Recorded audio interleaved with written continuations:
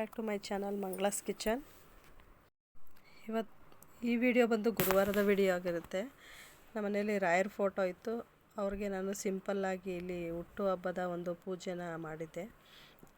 ಈ ದೇವಸ್ಥಾನ ಒಂದು ರಾಮನಗರದಲ್ಲಿರುವಂಥ ರಾಯರ ಮಠ ಆಗಿರುತ್ತೆ. ಅಲ್ಲೂ ಕೂಡ ಅದ್ಧೂರಿಯಾಗಿ ರಾಯರ ಹುಟ್ಟುಹಬ್ಬನ ಆಚರಿಸಿರ್ತಾರೆ.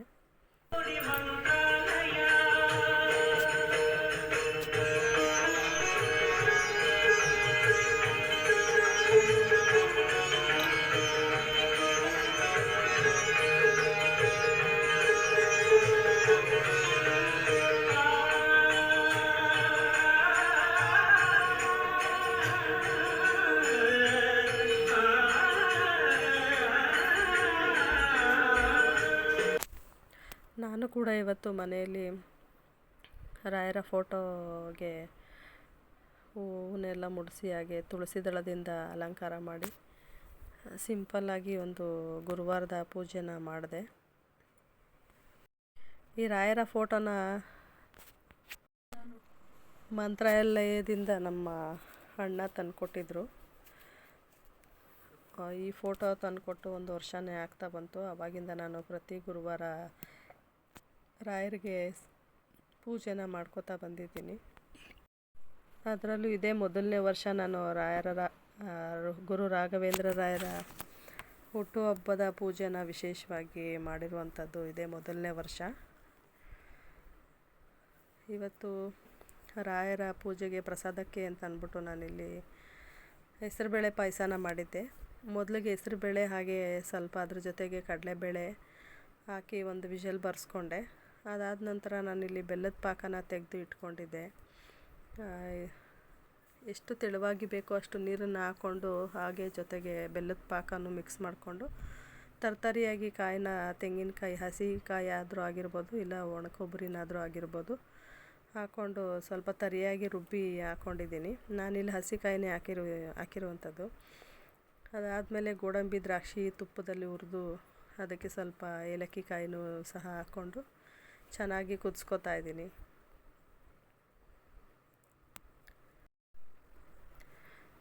ಈ ಪಾಯಸನ ಸ್ವಲ್ಪ ತೆಳುವಾಗಿ ಮಾಡಿದ್ರೆ ಒಂದು ಒಳ್ಳೆ ಟೇಸ್ಟ್ ಕೊಡುತ್ತೆ, ತುಂಬಾ ಚೆನ್ನಾಗೂ ಬರುತ್ತೆ. ಇದಾದ ನಂತರ ನಾನು ನೈವೇದ್ಯಕ್ಕೆ ಇಟ್ಟೆ. ಇವತ್ತು ಬೆಳಿಗ್ಗೆ ತಿಂಡಿಗೆ ನಾನಿಲ್ಲಿ ಇಡ್ಲಿ ಮಾಡಿದ್ದೆ. ರಾತ್ರಿದು ಸಾಂಬಾರು ಇತ್ತು, ಅದಕ್ಕೋಸ್ಕರನೇ ನಾನು ಇಲ್ಲಿ ಆ ಸಾಂಬಾರ್ಗೆ ನಾನಿಲ್ಲಿ ಇಡ್ಲಿನ ಮಾಡಿದೆ. ಮತ್ತು ಇಡ್ಲಿ ಉಳ್ಕೊತ್ತು, ಅದಕ್ಕೆ ಮತ್ತು ರೈಸು ಮತ್ತು ಮಧ್ಯಾಹ್ನ ಸಾಂಬಾರು ಮಾಡಬೇಕಾಗಿ ಬಂತು. ಆ ಸಾಂಬಾರು ಸ್ವಲ್ಪ ರಾತ್ರಿಗೆ ಉಳ್ಕೊತ್ತು, ಅದ್ರ ಜೊತೆಗೆ ನಾನಿಲ್ಲಿ ಪಲ್ಯನ ಮಾಡಿಕೊಂಡೆ. ಪಲ್ಯ ಬಂದು ತರಕಾರಿ ಪಲ್ಯ ಆಗಿರುತ್ತೆ. ಮೊದಲಿಗೆ ನಾನಿಲ್ಲಿ ಸಾಸಿವೆ ಕರಿಬೇವಿನ ಸೊಪ್ಪು ಕಡಲೆಬೇಳೆ ಈರುಳ್ಳಿನ ಹಾಕ್ಕೊಂಡು ಫ್ರೈ ಮಾಡ್ಕೊತಾ ಇದ್ದೀನಿ. ಅದಾದಮೇಲೆ ಈ ಸಣ್ಣದಾಗಿ ಹಚ್ಚಿಟ್ಕೊಂಡಿರುವಂಥ ತರಕಾರಿನ ತೊಳೆದು ಅದನ್ನು ಸಹ ಒಂದು ಸ್ವಲ್ಪ ಫ್ರೈ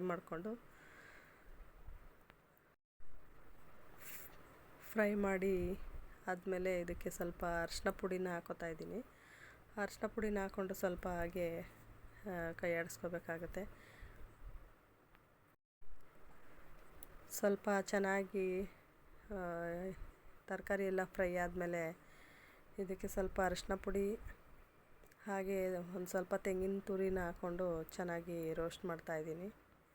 ಇದಕ್ಕೆ ಒಂದು ಅರ್ಧ ಲೋಟ ಆಗುವಷ್ಟು ನೀರನ್ನು ಹಾಕ್ಕೊಂಡು ರುಚಿಗೆ ತಕ್ಕಷ್ಟು ಉಪ್ಪನ್ನು ಹಾಕ್ಕೊಂಡು